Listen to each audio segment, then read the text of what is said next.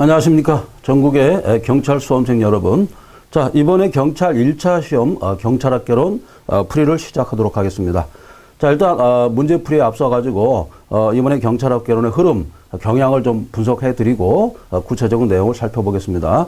자, 이번 경찰학개론의 강평을 하자면은 총론과 강론 이렇게 두 가지가 있는데, 총론에서 13문제, 강론에서 7문제, 종전의 비율보다 훨씬 총론이 비중이 높아졌다, 이렇게 보시면 되겠습니다.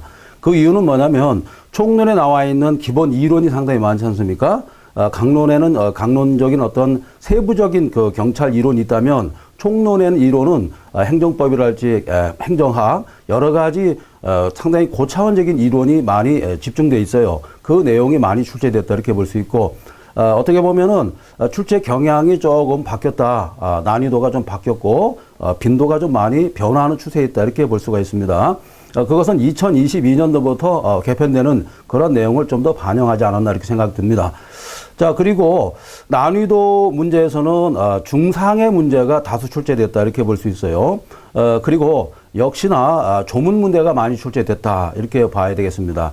자, 최근의 흐름이 법률 규정을 많이 물어봅니다. 그런 부분. 그 다음에 심도 있는 문제라고 보면 뭐냐면, 종전에 나왔던 문제를 좀 더 변화해가지고 중점적으로 변화해서 그런 문제를 많이 출제했다, 이렇게 볼 수가 있습니다. 자, 그러면 어떻게 공부해야겠느냐?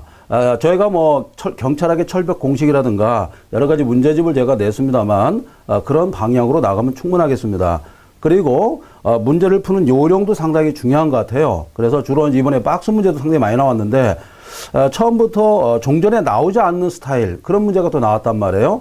뭐 다음 중 옳은 건 몇 개냐, 이런 식으로 나왔는데, 이 부분도 상당히 좀 특이한 문제다, 이렇게 볼 수 있어요. 왜냐하면 최근에 2, 3년 동안 이런 문제가 없었거든요. 그런데 다시 출몰 했다는 점에서 좀 더 우리 수험생들이 이 부분을 좀 감안해 가지고 수업에 임하는 것이 합리적이지 않나, 이렇게 생각해 봅니다. 자, 20문제 중에서 난이도가 높은 것은 한 5문제 정도 됐고요. 나머지는 중간 정도 문제, 그 다음에 하의 문제도 한 2-3문제 됐습니다. 그래서 가장 기초적인 문제도 2-3문제가 출제됐다, 이렇게 보시면 되겠습니다. 자, 그러면은 본격적으로 경찰학개론이 어떤 문제가 출제됐는지 1차 문제, 여기에 대해 살펴보겠습니다. 이 1차 문제, 자, 2020년도 1차 문제를 잘 풀므로써 2차 문제를 대비할 수가 있습니다. 그리고 지금 이 강의를 들으신 분 중에서 또 해양경찰 이쪽 볼에 또 공부하신 분 계시는데, 큰 차이가 없다는 걸 또 말씀드리고, 이걸 바탕으로 해가지고 해양만 쓰면 되겠습니다. 그렇기 때문에 큰 문제가 없다, 이렇게 보세요. 자, 문제 1번은 역시나 경찰의 개념이 나와 있습니다. 여기 보시면은 다음은 형식적 의미의 경찰 개념과 실제 의미의 경찰 개념, 이렇게 되어 있는데, 자, 여러분들 경찰이라는 것은 여러분들 뭐 치안 유지한다 이런 게 아니라고 그랬죠. 그죠? 여러 가지 복합적인 행정을 하는 그런 의미를 가지고 있다, 이렇게 볼 수 있는데, 아직까지도 정립하기 쉽지는 않죠. 그래서 여기서 실질적 의미의 개념과 형식적 의미의 개념이 등장하게 되는 겁니다. 무엇이 더 옳다라고 말하기는 어렵다고 그랬죠. 그리고 한계가 명확하지 않습니다. 그리고 형식적 의미의 개념이 실제 의미의 개념을 모두 포함하지 않고, 이건 틀린 말이라고 했죠. 상호 상충되는 부분도 있고 포함되는 부분도 있다, 이렇게 보시면 되겠습니다. 자, 1번 같은 경우는, 자, 3번이 이제 답인데요. 3번 4개가 답인데, 지문은 5개란 말이에요. 그러면 5개 중에서 어떤 것이 틀렸을까, 이렇게 생각을 해 보셔야 돼요. 자, 일단은 기억본 보세요. 형식적 의미의 경찰은 언제나, 자, 이거 보세요. 언제나, 그죠? 모두 형식적 의미의 경찰이 되는 건 아니다. 좀 아까 말씀드렸죠. 형식적이나 실질적이나 서로 상충하는 면이 있단 말이에요. 또 포함되는 면이 있기 때문에 한쪽을 배제할 수 없다, 이렇게 보셔야 돼요. 자, 이런 문제는 상당히 어려운 문제에 해당합니다. 상에 해당합니다. 다음 중 틀린 거 옳은 건 몇 개냐, 이게 상당히 어려운데, 자, 지금 4개로 이제 파악을 했습니다. 2번을 보시면은, 실질적 의미의 경찰은 사회 공공 안녕 질서와 질서 유지를 위한 권력적 작용이므로, 자, 이렇게 돼 있죠. 자, 권력적 작용이다, 그래서 소극적에 한정된다, 이렇게 돼 있었잖아요. 자, 이런 부분이 좀 어렵습니다. 자, 그러면 실질적 의미의 경찰은 뭘 뜻하느냐? 행정작용 쪽을 우리가 이제 판단하는 겁니다. 작용, 행정작용법적인 측면에서 접근하는 것이 실질적 의미의 경찰 개념이에요. 그 다음에 형식적은 행정조직적인 부분에서 접근하는 거예요. 조직이라는 것은 여러분들 잘 알지만 정부 조직법이라든가 국가 체계를 유지하는 그런 법이 조직이지 않습니까? 작용은 그게 아니죠. 어떤 법률이 있다면 그 법 테두리 안에서 행정행위를 하는 것이에요. 경찰도 역시 행정행위인데 이 경찰의 실질적 의미의 경찰 행위는 바로 작용법적 부분인 거예요. 그래서 이 부분이 틀렸습니다. 여기 이 뒷부 보시면은 사실 이게 좀 어려운 개념이에요. 자, 그래서 이 부분 틀렸죠. 서로 바꿨죠. 그죠? 바꿨습니다. 작용이 이쪽으로 와야 돼요. 실질적 의미. 그 다음에 조직이 형식적 의미. 이렇게 바꿔야 된다는 것을 여러분들이 숙지해 주시기 바랍니다. 자, 그 다음에 나왔으니까 좀 더 설명 좀 드리겠습니다.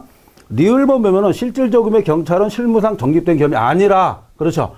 자, 이것도 상당히 중요합니다.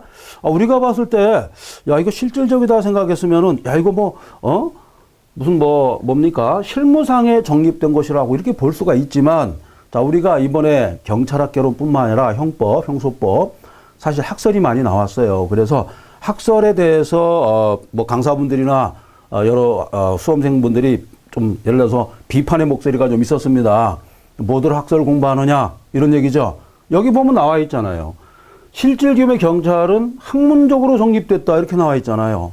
자, 원래 우리가 공부하는 것은 대륙법학이에요. 그랬기 때문에, 물론 영미법학적인 것도 있지만, 대륙법학적인 거기 때문에 학문적 입장을 가지고 접근했단 말이에요. 뭐든지. 알겠죠?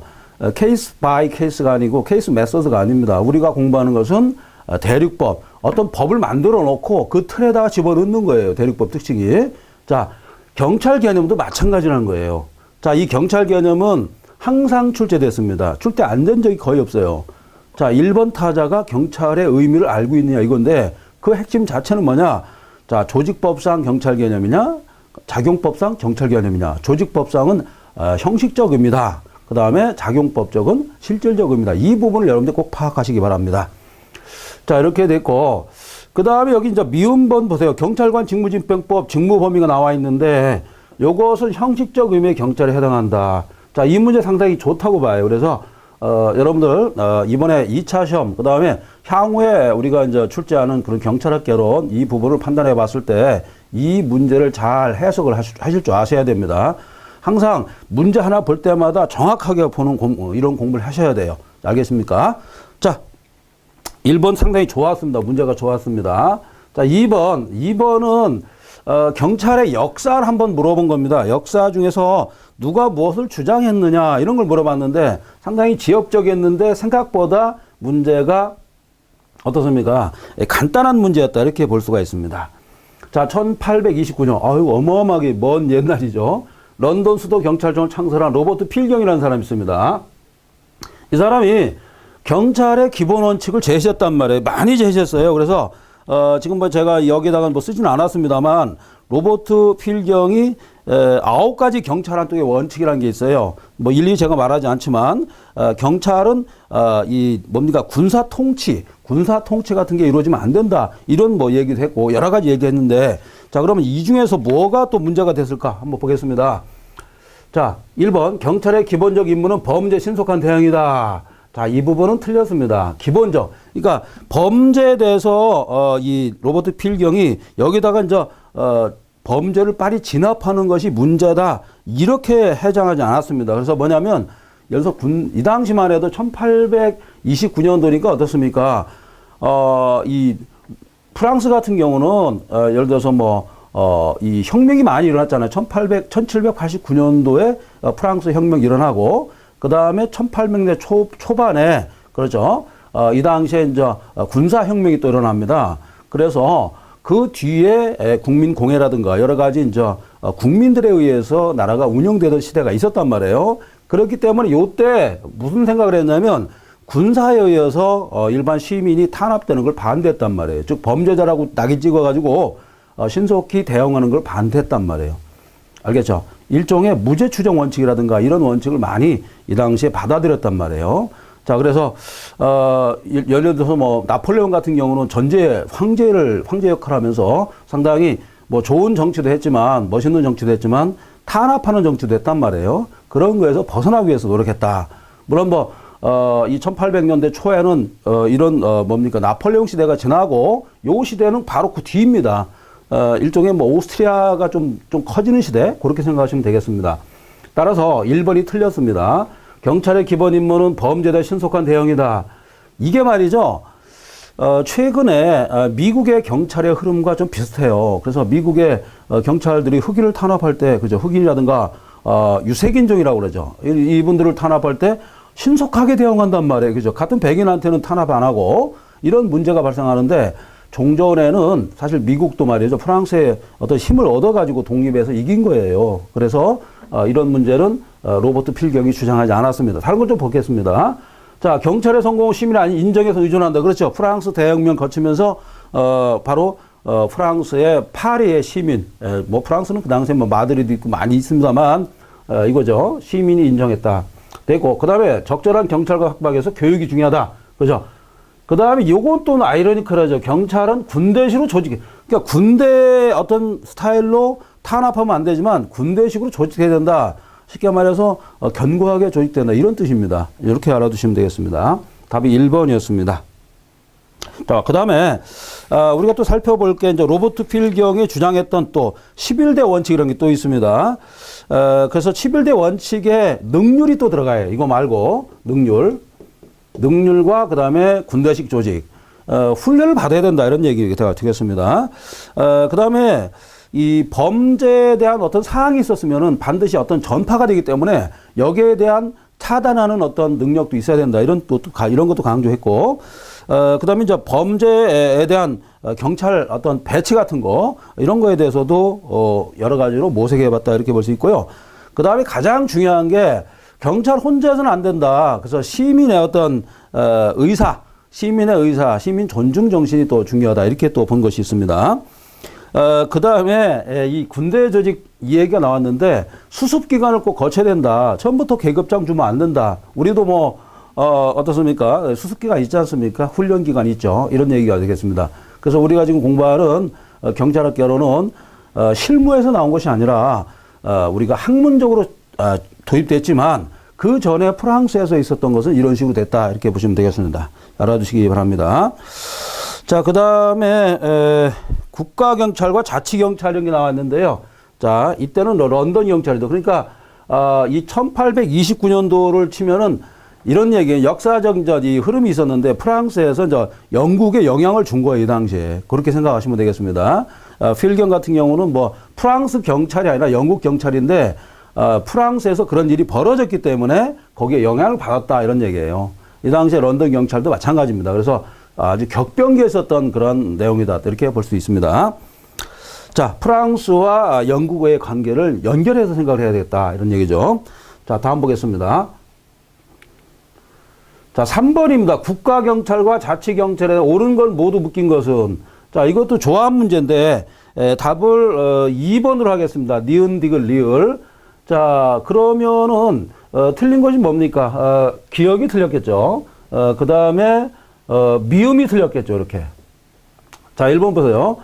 자, 국가경찰과 자치경찰의 차이점은 뭐냐면 한마디로 봐서 뭡니까? 국가경찰은 어떤 통솔체계, 이런 체계적인 것을 중요시했다면 이 자치경찰은 어떤 시민의식, 여기에다 이제 기준을 두고 있는 거예요. 그래서 가장 중요한 것은 바로 뭡니까? 국가경찰은 모든 책임이 국가로 귀속되는 것이 원칙이고, 그 다음에 자치경찰은 뭡니까? 지방자치단체에 귀속된다. 그러니까 자치적인 것을 강조한 것이 바로 자치경찰이 되겠습니다.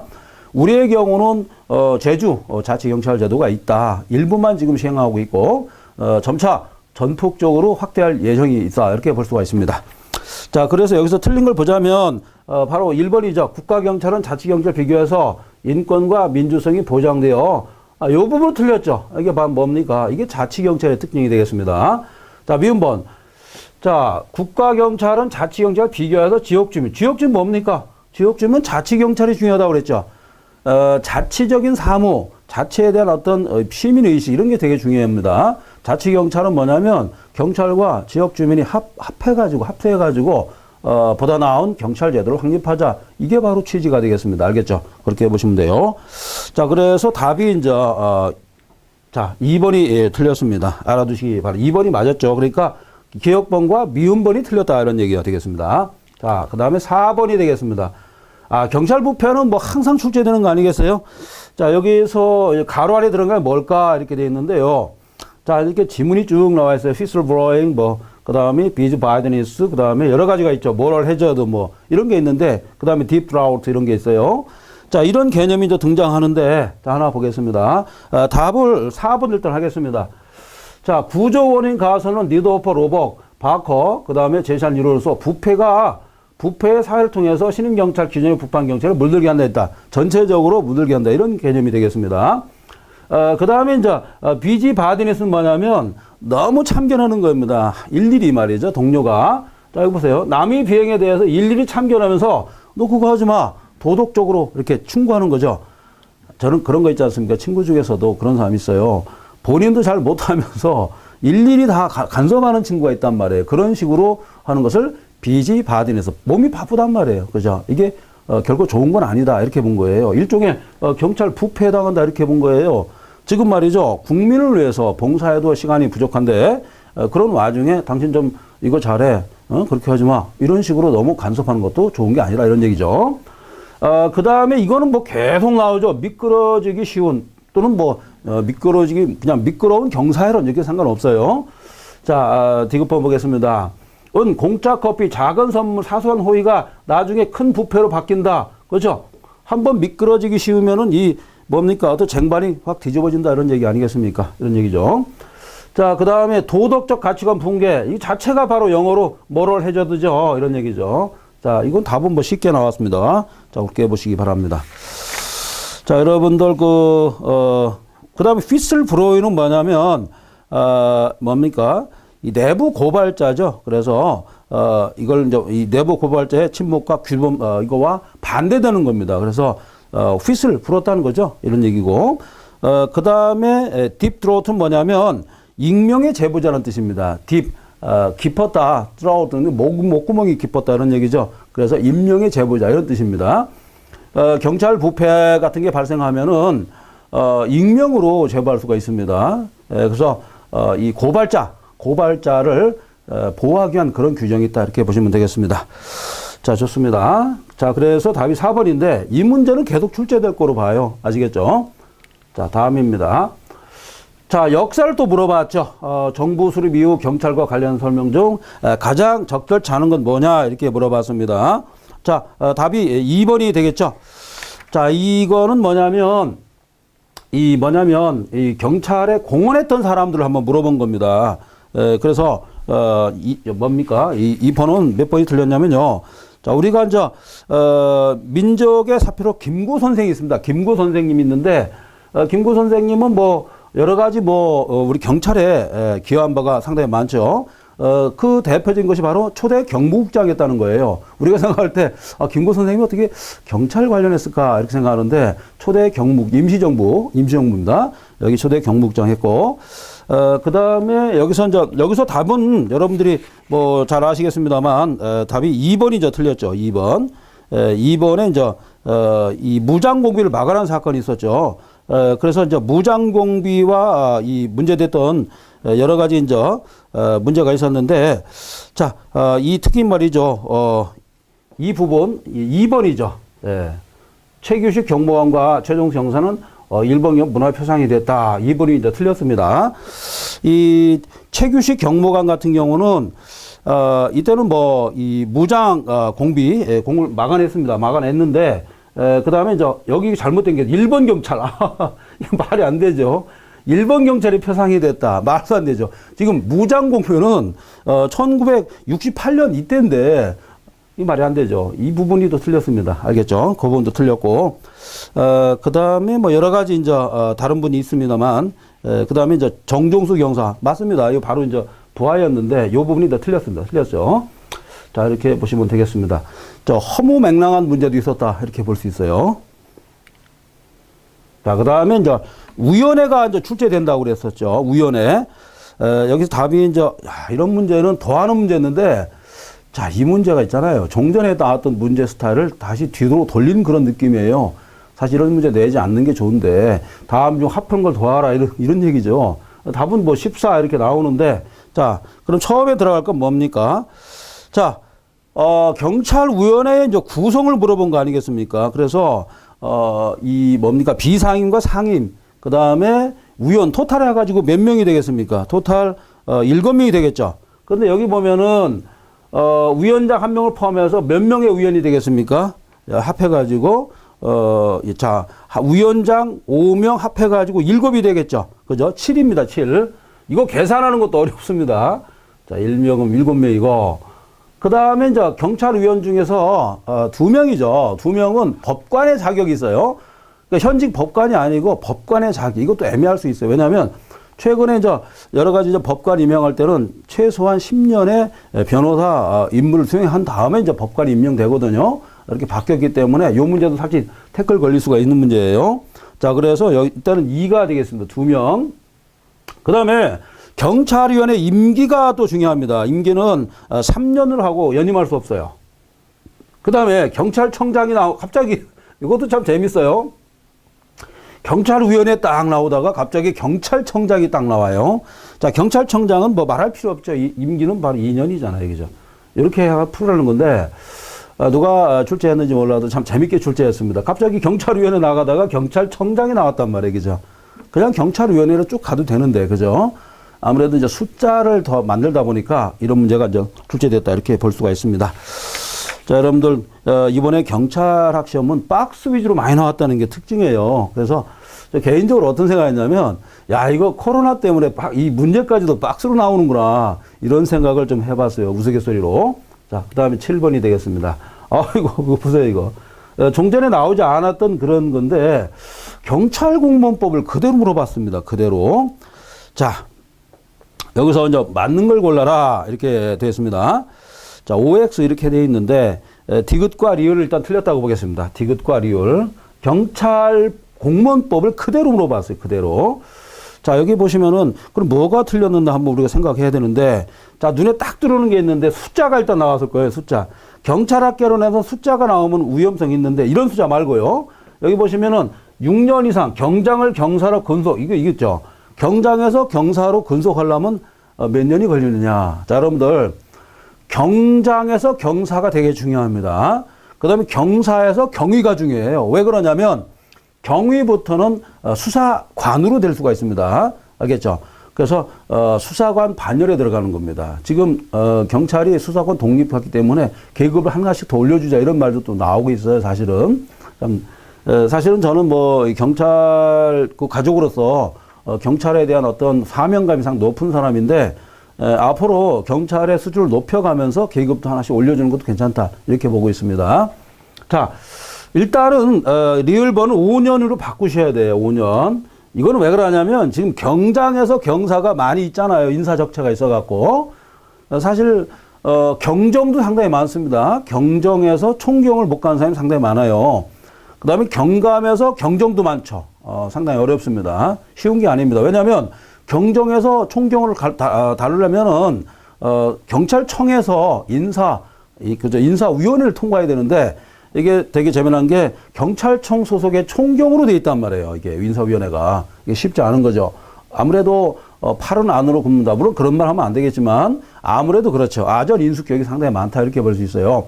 그래서 그 제도도 제 개인적으로 봤을 때는 외부 위원을 영입해서 객관적으로 팩트로 말이죠. 근데 이 팩트도 문제죠. 어떻게 팩트를 다 체크할 수 있는가?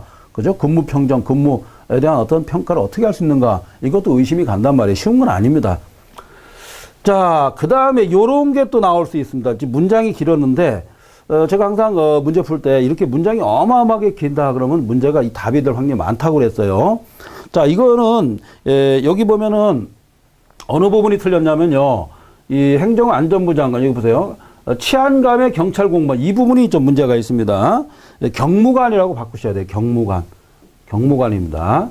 치안감이 아니고, 치안감이 참 애매한 그 계급이라고 그랬죠. 치안감에서, 치안정감, 요게 상당히 어려워요. 왜냐하면 치안정감부터는 이 차관급으로 대우를 받아요. 차관급. 치안감까지는 좀 애매합니다. 요게. 급수가. 원래는 없었어요. 없었는데, 요 애매한 그 계급입니다. 이게. 경무관이었었어요. 옛날에는 경무관이, 지금으로 하면 지방경찰청장을 했었어요. 옛날에는. 그리고 이제 경찰서장이 총경이 아닌 분이 상당히 많았죠. 1950, 60년대만 해도 보통 뭐 경정, 경감, 경정 정도가 보통 이 총경도 별로 없었습니다. 그래가지고 이제 그 뒤에 이제 계급이 하나씩 올라가기 시작해서 그다음에 없던 계급이 막 생겼죠. 특히 저 경사라든가 뭐 경장이라든가 이런 계급이 없었습니다. 원래 경장이라는 계급도 없었고 그런데 그 이후에 이제 생겼다 이렇게 볼 수 있어요. 그 부분이 틀렸고 그 다음에 여기 부분이 또 틀렸습니다. 경무관, 총경, 경정 이렇게 돼 있는데 요게 빠져야 됩니다. 경무관이 빠져야 된다. 그래서 이 두 부분이 이제 틀렸다 이렇게 볼 수 있습니다. 자, 알아두시기 바랍니다. 그 다음에 이제 문제 8번 보도록 하겠습니다. 경찰 공무원 임용사항, 임용권 위임에 대한 설명 등 가장 옳지 않은 걸 골라라 이렇게 되어 있습니다. 문제를 1번 해보겠습니다. 1번도 역시 마찬가지입니다. 요 계급 가지고 지금 문제를 냈는데 요건 좀 잘못됐다고 봐요. 제가 볼 때. 아까 7번도 계급 문제였는데 그죠? 경찰 문제 내는데 계급 문제 너무 많이 나온 것 같아요. 사실 경찰 계급이 문제가 아니죠. 경찰에 대한 어떤 복지 혜택 이런 게 되게 중요하고 그죠? 그다음에 안전 이런 게 중요하지 무슨 뭐 계급이 뭐가 중요하겠습니까? 물론 뭐 계급 질서가 있는 조직은 맞아요. 그렇지만 너무 계급에 대해서 민감하지 않았나 이런 생각이 돼요. 이 문제가 약간 지엽적이었다고 볼 수 있어요. 역시 1번이 틀렸는데 거기 보면은 경감 또는 경위 신규 채용하거나 여긴 잘 들어갔습니다. 근데 여기가 문제예요. 경사 또는 경장을 승진시키려면 이렇게 되어 있는데 여기서 이제 이 경위 또는 경사 이렇게 바꾸셔야 돼요. 경위 또는 경사 이렇게 경위 또는 경사. 다음에는 이런 문제는 내면 안 되겠죠. 좀 문제가 있었습니다. 아주 이 지엽적인 문제였다 이렇게 봐야 되겠습니다. 자, 그 다음에 9번을 보도록 하겠습니다. 9번도 자 이번에 문제가 박스로 나와가지고 엄청 헤맸어요. 사실은. 그리고 문제 이렇게 내면 안 된다고 그랬죠. 1개, 2개, 3개. 맞추기 어렵습니다. 여기서 답이 3개인데. 자, 옳지 않은 걸 골라라 했는데요. 니은번 틀렸습니다. 일단 니은번 틀렸고, 그 다음에 리을번도 틀렸습니다. 그 다음에가 이제 미음번이 틀렸습니다. 이렇게. 자, 틀린 부분이 이제 어딘가 한번 살펴보겠습니다. 니은번 같은 경우는 조치를 하야한다 이렇게 됐는데 이 부분이 틀렸습니다. 경찰 관서에 보호하는 등의 적절한 하야 된다. 할 수 있다 이렇게. 하야한다 할 수 있다. 이게 틀렸습니다. 그 다음에 이 부분도 좀 문제가 됐었죠. 이 리을번 보시면은 자, 여기입니다. 생명, 신체 요 부분이 틀렸습니다. 재산보호. 이런 문제 나오면은 자, 이 우리가 경찰관 직무집행법 다 읽어야 돼요. 쉬운 건 아니죠. 자, 이 부분 좀 어려웠습니다. 자, 어려울 때일수록 웃어가면서 공부해야 됩니다, 여러분들. 자, 쉬운 건 아니었습니다. 그런데 자, 여러분들 경찰학에서 가장 기본적인 법은 경찰관 직무집행법이에요. 그죠? 경찰법이 아닙니다. 경찰관 직무집행법이 기본법이기 때문에 경찰관 직무집행법을 반드시 물어본다고 그랬죠. 그것도 조문을 물어본다고 그랬어요. 제가 이제 철벽 공식을 저술 했는데 거기에 다 나와 있습니다. 이 부분도 나와 있어요. 자, 이런 부분이 틀렸고, 그 다음에 여기도 틀렸습니다. 이 긴 문제일수록 뒤를 보라고 그랬죠. 이 긴 문제, 중간에 물론 이것도 상당히 어려운 문제였는데, 요 부분이 이제 틀렸습니다. 환수 하여야 한다. 이렇게 바꾸셔야 됩니다. 아시겠죠? 자, 이런 부분도 꼭 숙지해 주시고요. 자, 이번에 말이죠. 행정법 문제도 또 나왔습니다. 10번. 경찰상 즉시강제 행정법이잖아요. 즉시라는 건 뭡니까? 어떤 시간적 개념이에요. 직접 강제는 시간적 개념이라기보다는 직접적으로 했나 간접적으로 했나 이 부분인데 즉시 강제는 어떤 시간이 급할 때 이런 얘기입니다. 형법에서 보면 형사소법에서 보면 현행범 이런 얘기죠. 그거 비슷한 얘기예요.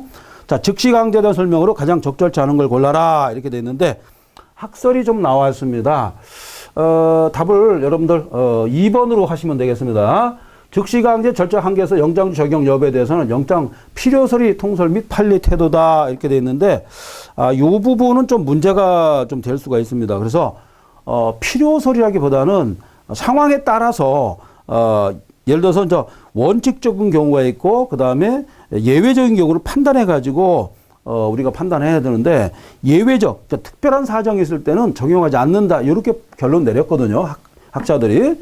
자, 여러분 중에서 학자들이 왜 자꾸 있느냐? 학자들도 필요해요. 왜냐하면 대법원이라든가 그다음에 행정하다 보면은 자세히 공부 못하면 솔직히 말해서 행정하다 경찰하다가 뭐 공부 많이 하는 사람 많지 않잖아요. 바쁘잖아요.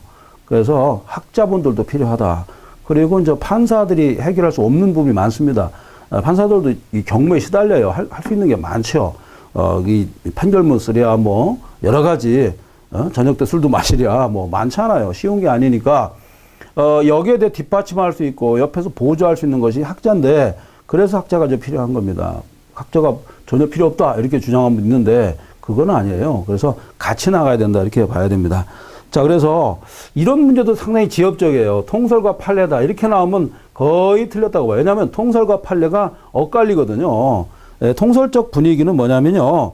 지금 절충설 입장이에요. 그래서 특별한 경우는 영장 불효설이다. 뭐 이렇게 지금 보고 있습니다. 영장이 필요하지만 아주 특별한 케이스에서는 필요 없다. 이렇게 보고 있는 겁니다. 자, 그 다음에 4번 보겠습니다. 적법한 즉시강제에 대해서 손실보상 청구할 수 있으며, 그죠? 손실보상입니다. 적법할 때는. 일정한 요건에 의해서 위법성 조각사의 긴급필환도 가능하다. 그죠? 22조가 되겠죠. 긴급필환도 가능합니다. 자, 갑자기 형법 문제를 물어봤어요. 최근에 경찰학계는 특징, 행정법, 형법, 형사소송법, 경찰학 뭐 다 합해가지고 종합적인 문제를 낸다는 것이 문제입니다. 알겠죠? 자, 점점 어려워지고 있죠. 왜 그렇습니까? 수험생들은 점점 많아지죠. 자리는 없죠. 그 다음에 국가 예산 한정돼 있지. 그러니까 문제를 어렵게 낼 수밖에 없어요. 걸릴 수밖에 없다. 너무 쉽게 내다 보면은 이 뭡니까? 이 문제에 대한 난이도가 너무 낮죠. 그러면은 분별이 안 됩니다. 근데 지금처럼 이렇게 너무 어렵게 출제됐다 그러면 낙심을 하게 됩니다. 안 그래도 지금 여러 가지 코로나나 여러 가지 경제적인 문제가 많은데 문제까지 어렵게 나오게 되면은 솔직히 이 뭐 엄청나게 많이 가진 자들이야 뭐 좋겠습니다만 낙심을 할 수가 있어요. 이런 문제, 이런 부분도 여러분들이 꼭 숙지해 주시기 바랍니다. 저는 경찰학개론에서만큼은 정확하게 문제를 내고 싶어요. 문제 내고 싶고 정확하게 찝어주고 싶은데 현행 흐름이 상당히 어렵게 출제되고 있다는 것을 제가 가슴 아파합니다. 사실은. 자, 그렇게 보시면 되겠습니다. 저는 뭐 지난번도 말씀드렸지만 전직 경찰행정학과 교수 출신이잖아요. 그러니까 제가 항상 생각하는 게, 우리 경찰에 대해서 문제를 좀 쉽게 출제하고, 이렇게 했으면 좋겠는데 부담을 좀 경감시켜주고, 근데 문제는 그렇게 내다 보면은 점점 실력이 떨어진단 말이에요. 그러다 보면은 수사권 독립 문제에서 검찰과 균형이 맞질 않아요. 그런 문제가 발생하기 때문에 엘리트 경찰을 뽑고 싶은 거예요. 지금 그런 문제가 있습니다. 자, 그 다음에 또 나오는 게 뭐냐면 갑자기 또 비상계엄 뭐 이런 게 나와요. 경찰의 물리적 행사 기준 방법, 규칙에 대해서. 여기 보면은 여러 가지가 막 나옵니다. 여기에 보면은 뭐 물리적 사용해도 되느냐, 마느냐, 즉시 중단해야 되느냐, 그 다음에 뭐 중요한 급소라든가 부위를 가격할 수 있느냐, 없느냐, 뭐 이런 게 있는데, 자, 여기서는 답을 말이죠. 4번으로 하셔야 돼요. 자, 봐요. 대상자가 경찰관 지시 통제를 따르지 않았다. 그렇죠. 그런데 만약에 이런 사람이 있었을지라도 이 사람의 중요 부위를 가격할 수 있다? 그럼 죽을 수도 있단 말이에요. 이번 문제는 상식적으로 접근해야 되는데 경찰의 물리 행사 기준과 방법에 관한 규칙. 자, 이런 규칙도 공부를 해야 되는데 자, 이렇게 좀 낯익은 규칙이 아니라 낯설은 규칙이 등장했을 때는 문제를 요령껏 풀으셔야 돼요. 요령. 이거 상당히 요령이 필요한 겁니다. 알겠죠? 즉시 중단하고 아니고, 그죠? 정당성 확보하는데도 좋은 말이 쭉 들어가 있잖아요. 근데 여기서 갑자기 중요 부분도 해라? 이거는 문제죠. 사람 죽을 수도 있는데. 자, 이런 문제가 되겠습니다. 11번 같은 경우는 쉽게 풀었다고 볼 수 있어요. 자, 그 다음에 지금 총론이 많이 나왔어요. 경찰 조직 편성의 원리 이렇게 나와 있는데 갑자기 지난번에 했던 뭐 계층제, 계급제 막 이런 게 나오는 거예요. 알겠죠? 자, 1번 보겠습니다. 계층제 원리의 무리한 적용은 행정 능률과 요거 좀 행적 조정을 처해야 한다. 학문적인 건데요. 이것은 종적 조정을 처해야 한다. 이렇게 볼 수 있습니다. 종적. 자, 이 경찰 조직 편성을 접근하는 방법은 두 가지 측면이 있어요. 계급제와 계층제 이렇게 돼 있는데 계층제는 횡적인, 자, 여기 보시면은 계층제를 너무 적용하다 보면은 횡적으로 너무 커져요. 옆에 사이드가 너무 커진단 말이에요. 그러다 보면은 이게 약해지는 거예요. 종적이라는 게 뭡니까? 명령이에요. 계급제라든가 이런 거는 명령 계통이 확실한 거예요. 통솔의 법리가 잘 들어갈 수 있죠. 그러나 계층제는 폭이 넓어요. 여러분들 지구과 공부하신 분 계셨을 거예요. 거기 보면 단층이라는 말이 있는데 단층이라는 것은 요 어떤 흙이 쌓인 그 부분보다는 옆으로 퍼져 있는 것이 얼마나 되느냐. 이게 계급제 약간 다른 건 개념이에요. 그래서 횡쪽으로 너무 여러분도 뭐 이 시루떡이라고 있나요? 그런 떡을 먹어보면 알겠지만 옆으로 너무 퍼진단 말이에요. 그죠? 그렇기 때문에 결국에는 심도가 없어. 이 명령 계통이 와야 될 수가 있다. 져야 될 수가 있다. 이렇게 보시면 됩니다. 즉 뭐냐면 이 통설과 좀 관련 있는 거예요. 밑에 통설 나와 있죠. 통설 원리에서 계층수 업무의 복잡성, 반비례 관계에 있다. 그죠? 계층이 너무 많으면은 통설이 안 된다. 이런 말이 되겠습니다. 여러분들 지금 경찰학개론을 지금 설명드리는데 상당히 어려울 거예요. 쉬운 건 아닙니다. 오죽했으면 경찰학개론 70점 넘기가 어렵다. 이런 말 나오겠습니까? 쉽지는 않지만 열심히 해주시면은 이번 문제도 80점, 최 80점 이상 나오는 것은 문제가 없다. 이렇게 보셔야 되겠습니다. 그 다음에 우리 경찰도 직업 공무원 제도잖아요. 거기에 대해서 한번 또 우리가 생각을 또 해봐야 됩니다. 13번. 다음은 경찰 직업 공무원 제도. 직업 공무원 제도예요. 그래서 여기에 보면은 실적주의가 나와 있는데 실적주의가 뭡니까? 능률이 있으면, 그죠? 능력이 좋으면 월급도 많이 받고 승진도 빠르다. 이런 주의가 바로 실적주의가 되겠습니다. 자, 옳은 건 뭐게? 3개가 되겠습니다. 자, 이 박스 문제 쉽지 않았습니다. 솔직히 3개인지 4개인지 쉽지 않죠. 여기서 골라내는 것도 쉽지 않습니다. 아마 애를 많이 먹었을 거예요. 자, 틀린 걸 보겠습니다. 바로 이제 틀린 건 곧바로 요건데요. 행정통제 및 행정책임 확보가 용이하다. 자, 행정통제 및 행정책임 확보가 용이하다. 직업공무원제도에서. 자, 그건 아니죠. 요것은 직위분리제에서 직위분리제죠. 직위분리제라고 있죠. 여기에서 강조되고 있는 것이다. 이렇게 볼 수 있죠. 직위분리제입니다. 그래서 이 업무의 난이도라든가 이걸 가지고 이제 기준을 하는 것이 바로 이제 직위분리제인데 이 부분이 이게 행정학 문제예요. 그래서 답이 디귿번이 되겠습니다. 그 다음에 이제 직업공무원제 문제점이 뭐냐면 이게 연령 제한이 있단 말이에요. 그죠? 우리 이 경찰 공무원은 나이 제한이 있어요. 50 먹고 70 먹고 갈 수는 없죠. 그러니까 나이가 이게 제한이 있단 말이에요. 그러다 보면은 정말 그 라인에 있는 나이 있는 사람, 능력 좋은 사람이 못 간단 말이에요. 바로 이게 문제죠. 그죠? 연령 제한으로 공직 임용의 기회가 박탈될 수 있다. 이런 문제가 될 수 있습니다. 자, 다분히 행정학 문제였다. 이렇게 볼 수 있어요. 자, 총론이 많이 나왔어요. 지금 총론 부분에서 무슨 한 맺힌 분이 들어갔는지 몰라도 총론 부분이 엄청 많이 나왔습니다. 자, 바로 이제 이 문제가 되겠고요. 그 다음에 이 총론 뒷부분에 나와 있는 건데 이 14번 보도록 하겠습니다. 저는 이 문제는 항상 나올 거로 봤어요. 바로 셉테드죠. 환경공학, 환경 설계를 통한 범죄 예방 차원에서 접근하는 것이 바로 셉테드가 되겠습니다. 자, 그래서 우리가 이 크리미널이죠. 그래서 이거와 관련된 환경입니다. 환경. 이거에 대해서 우리가 문제를 내는데 역시나 어떻습니까? 옛날에 무슨 사법시험 문제 내듯이 냈어요. 그죠? 아주 피를 말렸다고 봐요. 아주 쉬운 문제였는데 피를 말렸습니다. 이거와 이걸 연결해라 이런 얘기죠. 자, 그래서 여러분들 일단은 연결을 한번 해보겠습니다. 가번은 디귿번과 연결이 됩니다. 디귿.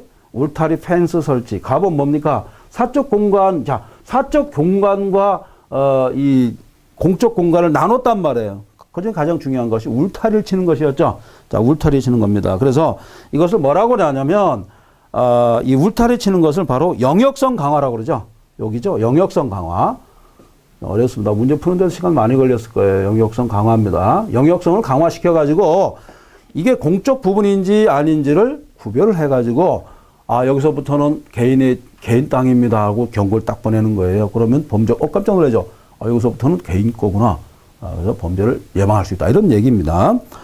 그 다음에 니은번, 나번이죠. 기억번과 연결됩니다. 건축물 설계 가시권, 보이는 것을 넓게 만들어요. 이랬을 때 이건 뭐냐. 바로 이 자연적 감시를 뜻하죠. 자연적 감시. 뭡니까? 조명 이거죠. 이렇게 됩니다. 이렇게. 이걸 자연적 감시라고 그래.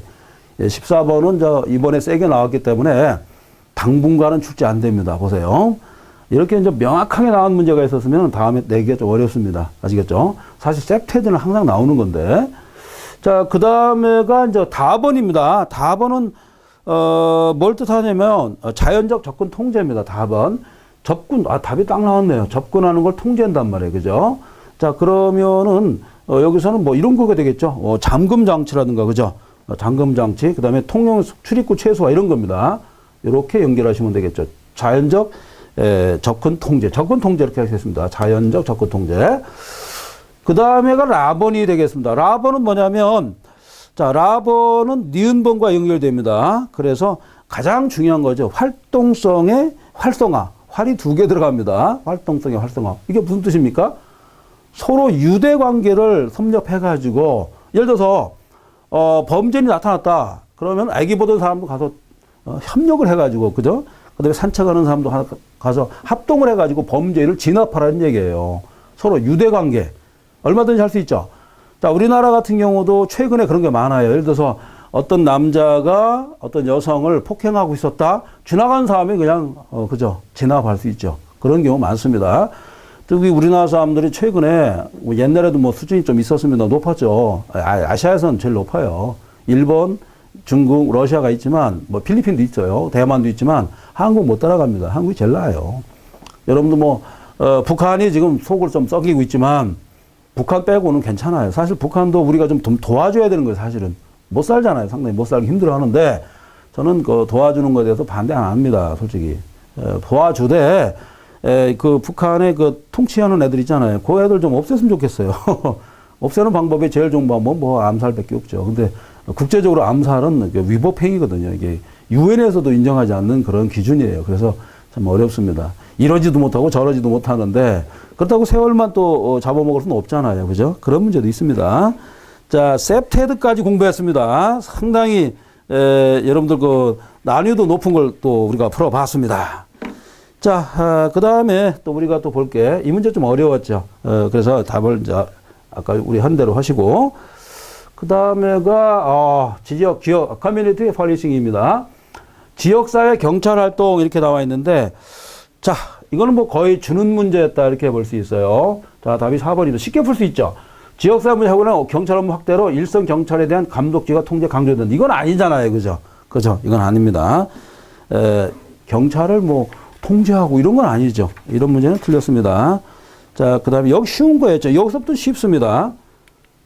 앞부분이 좀 어려웠어요. 그 다음에 청원경찰. 아이고, 이 청원경찰은, 자, 이 세 가지가 구별할 줄 알아야 돼요. 일반 경찰, 그 다음에 청원경찰, 그 다음에 뭐 있습니까? 민간경비원. 이 세 가지를 비교하는 게 꼭 나온다고 그랬죠. 이 청원경찰은 무기를 사용할 수는 없어요. 사실 휴대, 이게 애매합니다. 사용 휴대가 애매한데, 어떤 또 이 이론에 의하면 사용할 수 있다. 휴대할 수 있다. 거의 같은 뜻으로 봐야 됩니다. 근데 사실은 사용을 할 수 있다는 개념이 좀 문제예요. 왜냐하면 예를 들어 총구를 쏴서 총을 쏴가지고 상대방을 제압할 수 있다. 이런 문제를 해석하면은 사용이라는 개념이 쓰면 안 됩니다. 원래 휴대인데 그런 개념이 좀 있어요. 자, 근데 여기서 이거는 거의 뭐 주는 문제나 마찬가지인데, 자, 여기 이제 보시면은 이런 가로 펴친 게 있죠. 경찰학에서는 이 가로 펴친 게 나오면 거의 답이 될 확률이 높다고 그랬죠.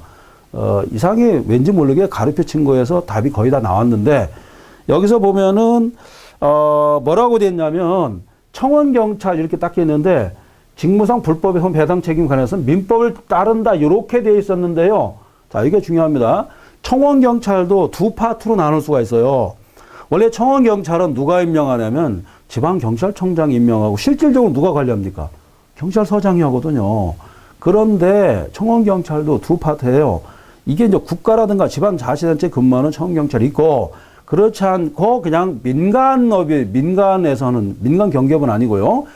일반 개인 어떤 법인이라든가 이런 데서 근무하는 사람이 있거든요. 여기에 차이가 있어요. 여기서 사고가 발생했을 때, 예를 들어서 국가기관 이럴 때는 행정소송으로 갈 수가 있습니다. 즉 뭐냐면 공법관계, 즉 행정소송으로 가요. 그러나 민법으로 가려면은 요걸 제외해야 됩니다. 알겠죠? 민사소송으로 가려면은 청원경찰인데 법인이나 개인 사업에서 하는 그런 청원경찰이거든요. 그래서 이 부분을 여러분들이 꼭 숙지를 해 주시기 바랍니다. 자, 문제 좋았습니다. 자, 그 다음에 우리가 느끼는 게 뭡니까? 이제 슬슬 이제 강론으로 가야겠죠. 도로교통법이 나옵니다. 도로교통법. 자, 이 도로교통법은, 우리 경찰학에서는 반드시 출제되는 부분이라고 그랬죠. 어차피, 근데 여러분들 생각해 보세요. 경찰이 눈에 띄게 할 수 있는 것은 뭐라고 생각하세요? 범죄 수사? 아니죠. 범죄 수사 됐는지 잘 몰라요. 일반 시민들이 어떻게 알아요? 모르죠. 모릅니다. 산림경찰? 그것도 모르죠. 무슨 뭐 행복을 보완을 한다. 이런 거 모릅니다. 결국에는 도로상에서 발생하는 어떤 사건에 대해서 수습, 이런 것이 눈에 띄거든요. 그래서 이게 문제가 안 나올 수가 없다. 이런 얘기가 되겠습니다. 도로교통법 시행규칙에 나온 이 용어를 안전표지라는 개념이 있어요. 이걸 한번 물어볼 수 있는데, 사실 이 문제는 간부 문제에서 그대로 베낀 거예요. 그대로 나왔습니다. 제가 항상 강조드렸죠. 간부 문제하고 그 다음에 승진 문제가 있어요. 요 두 문제를 잘 조합하면은 그냥 70점에서 80점 그냥 나온다고 그랬죠. 중요한 게 있거든요. 그래서 제가 지난번에도 한번 특강했었는데, 이 간부 문제에서 거의 이제 베끼는 문제가 상당히 많습니다. 솔직히. 물론 이론적으로 깊이 들어갔을 때는 좀 어려운 것도 있었지만, 자, 그래서 여기서 이제 틀린 걸 골라라 이렇게 되어 있는데요. 1번에 이제 보조 표지 이렇게 되어 있는데, 도로 상태가 위험했을 때 알리는 표지가 있죠. 이게 주의 표지예요. 보조 표지가 아니라 주의해라. 주의 표지가 되겠습니다. 틀렸죠? 이거 틀렸습니다. 그 다음에가 이제 규제 표지는 맞아요. 여기 보면은 안전에서 각종 제한 금지 등을 규제, 말 그대로 나왔죠. 규제. 그냥 주는 문제였고. 그 다음에 디귿번입니다. 주의 표지, 규제 표지, 지시 표지 주기를 보충했다. 보충하는 표지를 뭐라고 하냐면 보조, 그죠? 말 그대로 보충은 보조 표지예요. 보조. 이렇게 됩니다. 자, 여기서 이게 틀렸습니다. 지시 표지는 맞았어요. 여기 지시죠.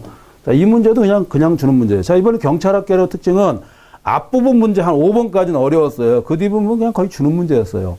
그래서 점수는 종전보다 한두 문제 떨어질 것이다. 이렇게 파악하고 있습니다. 자, 그래서 주의 표지, 규제 표지, 지시 표지, 보조 표지, 노묘 표지 이렇게 있다는 걸 알아두시고, 그 다음에 마약 아니면 이 문제가 꼭 나오는데 집시법을 한번 내고 싶겠죠. 그죠? 강론에서 집회 및 시위에 관한 법률을 내고 싶어요. 역시 조문을 내겠습니다. 자, 제가 뭐라고 말씀드렸어요? 최근에 조문과 법령, 규칙 그대로 출제된다고 그랬죠. 그대로 냅니다. 왜? 말이 많으면 안 되기 때문에. 그래서 이 부분을 여러분들이 꼭 숙지해 주시기 바랍니다.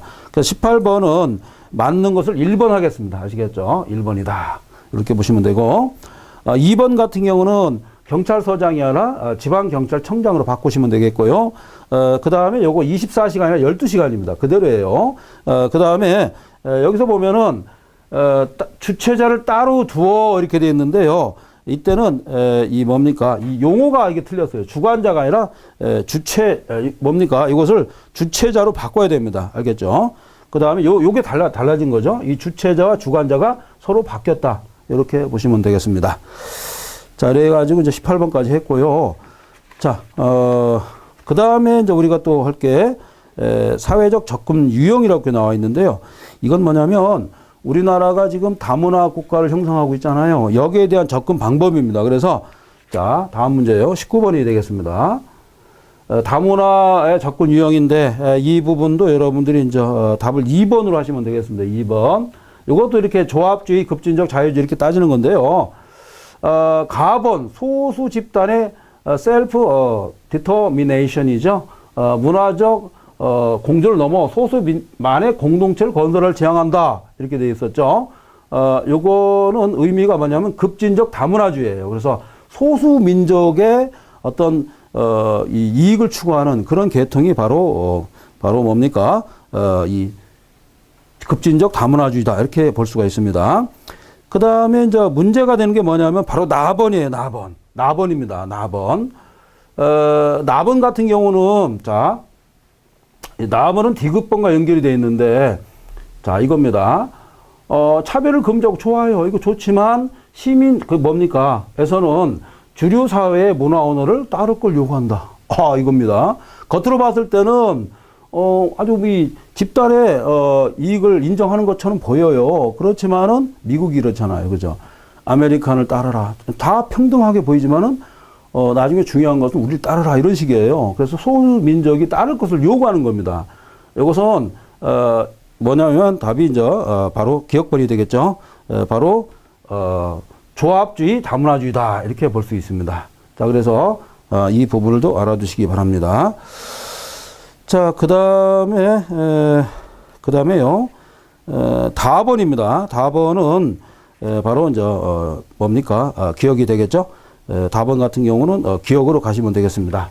다번은 기억이죠. 바로 조합주의적 다문화주의 이렇게 볼 수 있고, 이것은 자유주의적 다문화주의 이렇게 볼 수 있습니다. 이렇게 보시기 바랍니다.